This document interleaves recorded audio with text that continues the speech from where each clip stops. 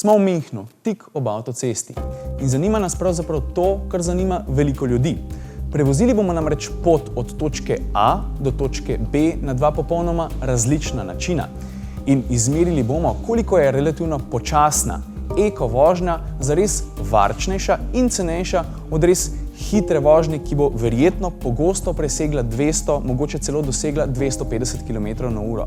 In ravno v tem je hec. Nemci še vedno tolerirajo hitrost, pri nas pa pravijo, da ubija. Hec je s tole hitrostjo, ja. Kadarkoli se v Evropski uniji govori o tem, kako visoke naj bojo najvišje dovoljene hitrosti na avtocestah, se soočajo popolnoma nasprotna si mnenja. No, ampak to niti ne preseneča, ne.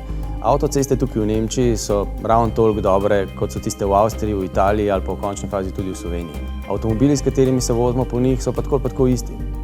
Se pravi, zakaj zdaj tukaj lahko se vozi, kolikor hiter pač avto gre, drugje pa ne? To je seveda vprašanje, ki si ga vsak postavi. Ampak problem seveda ni hitrost. S takimi avtomobili se ni noben problem peljati 200 km/h, še občutiš ne, da greš toliko hiter.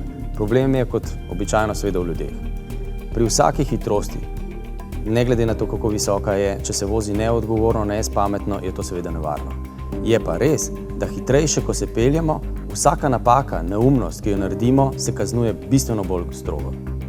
Torej, ti boš vozil hitro in varno, jaz bom pa vozil varčno in varno. Tako je, gremo. Pejmo. Torej, da razčistimo, z Andrejem voziva praktično identičen avtomobil. Gre za BMW-jevo serijo 3 Active Hybrid. Program EcoPro mi je svetoval hitrost 110 km/h, kar je pravzaprav nekakšen kompromis med varčno vožnjo in pa med še znosno hitrim napredkom. Prižgem si lahko radio in seveda uživam v družbi tovornjakov. No, tale jadrnica na prikolici pred nami je odlična iztočnica za jadranje. Tudi to znajo hibridni zadnje čase. To pa pomeni, da ko odmaknem nogo s stopalke za plin, motor odmakne svoje delovanje od pogonske gredi in pravzaprav jaz v tem trenutku neslišno jadram.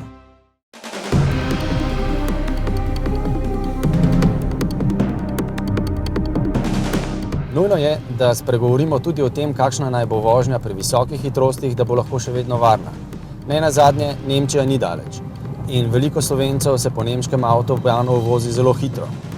Upam, da uživajo v tem, ker če v visokih hitrostih ne uživate, potem ne vozite hitro. Če smo prej rekli, da je pri visokih hitrostih šibek člen najprej človek, pa je seveda še kako pomembno, v kakšnem tehničnem stanju je avto, s katerim vozimo tako hitro. Tlak v pnevmatikah je seveda prvo, kar moramo preveriti. Prav bi bilo, da pogledamo tudi to, ali so na zunanjem delu pnevmatik vidne kakšne poškodbe. Veliko ljudi se namreč začne prav pri zelo visokih hitrostih spraševati, ali mogoče zadnjič niso nekoliko prehitro zapeljali na oster rob pločnika. No, to je zdaj že prepozen čas za tako spraševanje. Ključen napotek za varno vožnjo pri zelo visokih hitrostih, tudi takih nad 200 km/h, je vsekakor ta, da vozimo mirno, zelo zbrano, da gledamo super daleč in da na volanu nikoli ne reagiramo z sunkovitimi gibi. Ampak ne glede na to, vedno se nam bo zgodilo pri takih hitrostih, da bomo z zelo visoko hitrostjo dohitevali tiste, ki vozijo počasneje. Takrat nastopi kritičen trenutek, prehitevanje.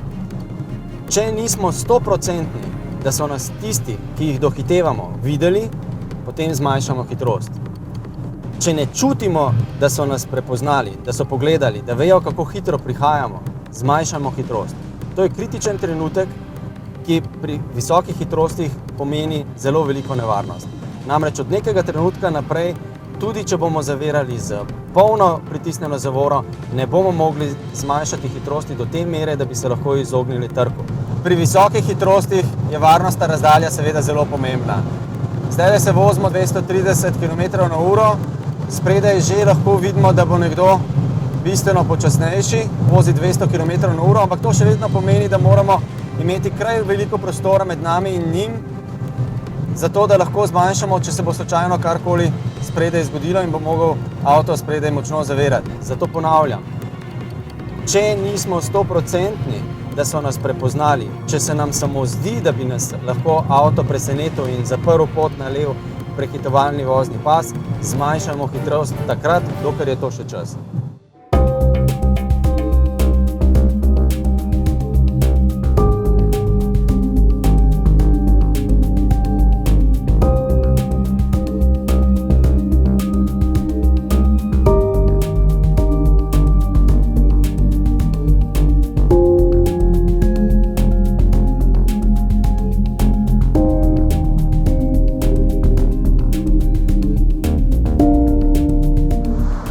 Andrej odpeljal svoje in jaz tudi. In ugotovili smo, da je razlika med zares hitro vožnjo in pa počasnejšo, varčnejšo, zares velika. Predvsem v pridobljenem času, a hkrati poudarjamo, da je Andrej porabil tudi mnogo več goriva. Če pa podobno situacijo oziroma eksperiment, če temu sploh lahko tako rečemo, prenesemo na nam bližje slovenske razmere, torej na razmere, ko sem jaz vozil 130 in Andrej 160, ugotovimo, da je razlika v času praktično nepomembna, saj je Andrej pridobil le 10 minut. Hkrati pa razlika v porabljenem gorivu ni zanemarljiva. In to le potrjuje dejstvo, da Slovenci pač radi vozimo hitro, zato ker nam tako paše in ne zato, da bi prej prišli.